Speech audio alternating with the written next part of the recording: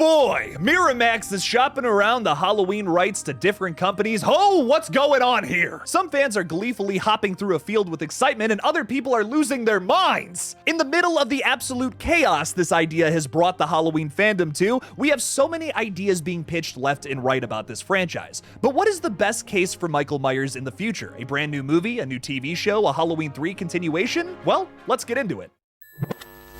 Well, sometimes that is better. In October of 2022, we got what was marketed as the final Halloween film, Halloween Ends. Billed as the final battle between Laurie Strode and Michael Myers, Halloween Ends instead decides to focus on a brand new character we have never met before. Whether you love this brand new take on the franchise or not, many fans were disappointed that we didn't get a movie entirely focused on Laurie Strode going after and killing Michael Myers. However you feel about the film though, it is still making waves to this day, with people on Twitter losing their minds about how they don't understand why people like it, or how some people don't understand how people hate it. However you feel about the film though, it is clearly not the end, because Miramax is currently shopping the rights with a bunch of other studios right now. And no, Blumhouse will most likely not get the rights back, so don't expect another Corey movie, TV show, or whatever. I think that whole plot line is done. Corey Story 2, Electric Boogaloo. I don't think so. Bloody Disgusting reports that there's a massive bidding war going on right now, with several different parties interested in vying for the chance to bring Michael Myers back to life. On top of that, Miramax is also open to both film and television projects, and they're currently taking offers from studios and streamers alike, with Paramount being the frontrunner. There is this conversation going on right now about which studio should get the rights to Halloween to either make a movie or a TV show. It seems like Paramount will most likely be the frontrunner, and a year ago, they actually stated that they wanted to make some kind of Halloween 3 style anthology jukebox of horror show, just like John Carpenter's original idea for this franchise. One Take News even reported that Paramount is extremely interested in the property and is prepared to outbid whoever stands in their way. It's totally understandable that Paramount is so interested in acquiring the Halloween rights, considering that in the last 5 years they have been unbelievably successful with some of their horror projects, including the A Quiet Place franchise, the brand new Scream movies from one of their subsidiaries, Spyglass, and of course, Smile, which made like $200 million for no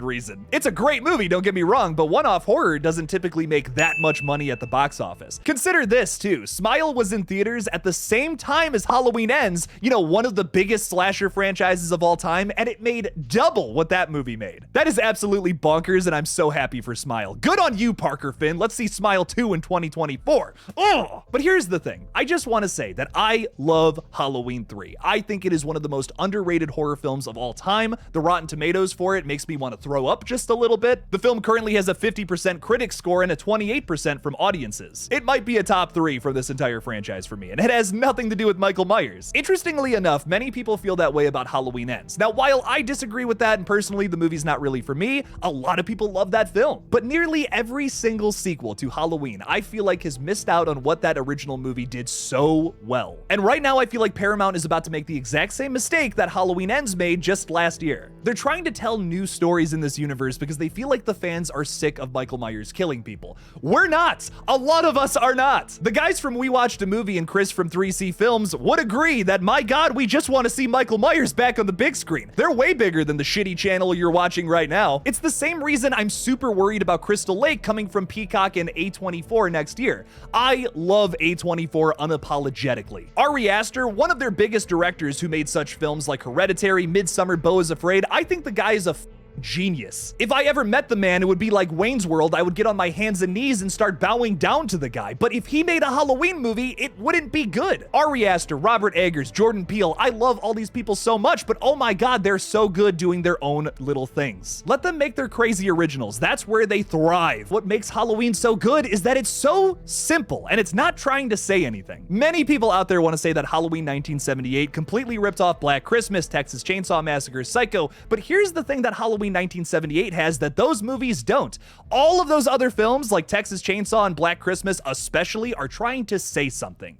Texas Chainsaw Massacre has an entire social commentary aspect to it about the shitty economy in the 70s. You think that gas station was made gross just because it's a gritty, dirty, art house style film? No, they're trying to say something. And Black Christmas is a feminist masterpiece that makes me wince at anybody who says modern horror is woke. They were doing that stuff back in 1974. How can you say modern movies are the only ones that are woke, so to say. I hate that word so much. Oh, God, I want to throw up after saying it twice. But the original John Carpenter 1978 Halloween film, what it does so well that none of the other sequels, not even Halloween 2 does, is that it's not trying to say anything. It's simply just trying to be. Halloween 1978 is the basic blueprint for what a slasher could be. Now, so many movies, including most of its sequels after this, have tried to implement more story elements or trying to comment on something. If it's Halloween Kills, for instance, that has a mob mentality social commentary angle, which personally I appreciated, but I don't think it's necessary for a good Halloween sequel. He's this unpredictable, ambiguous killer whose motive is so unknown and mysterious. That's what keeps us coming back, baby. It's that intrigue. You can't tell me that when you were watching Halloween 2018 for the first time, that when he goes up to the baby, there was a part of you that was a little scared, like, what the fuck is Michael gonna do to that goddamn baby? He just killed a kid 10 minutes ago. And then, to the shock of nearly everybody in that theater, the first time that I saw it, he just walks away.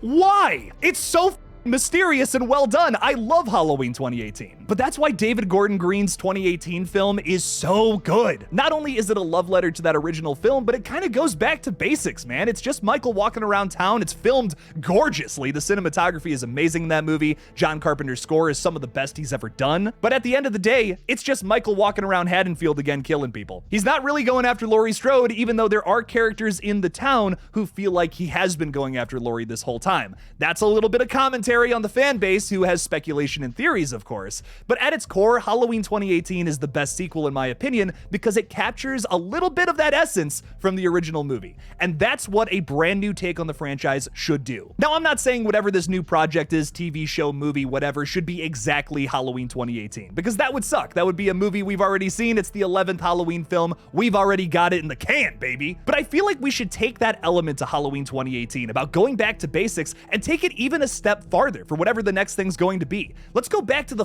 70s, man. Give us the same old setup, right? Like Michael Myers killed his sister back in the 60s and now he's breaking out of Smith's Grove. He goes to Haddonfield, but instead of Laurie Strode going up to his house and leaving the key there, Michael Myers comes across a brand new group of people walking down the street or whatever and decides to go after them. Maybe Laurie Strode still exists in this universe, but she never encounters Michael Myers, and she's hardly even a character in this new interpretation. I have no issue with Laurie Strode, but I feel like we've already told her story. So let's tell some different stories. Don't think of it as a requel or remake, think of it as an alternate timeline, where it's just Michael Myers doing the same shit he did in that original film, but he goes after some different characters. We could see all new settings in Haddonfield, we could tell a brand new story from the ground up, and we wouldn't have to think about anything from the past. We wouldn't have to be like, oh, this has to be consistent with this, or this. It could just be Michael Myers killing people. Don't overcomplicate it, just give us a simple slasher. My biggest issues with some of the sequels in this franchise is when they try to over-explain things. The Thorn trilogy tries to give this backstory for why Michael is invincible and all that. I don't care. I just want to see Michael stab someone in the face. Halloween Ends tries to make a brand new killer in this franchise. I don't care about Corey Cunningham and how he gets bullied by band kids. But can we just get one sequel in this franchise where the focus is simple? It's just Michael going after a brand new set of teenager characters in the 1970s.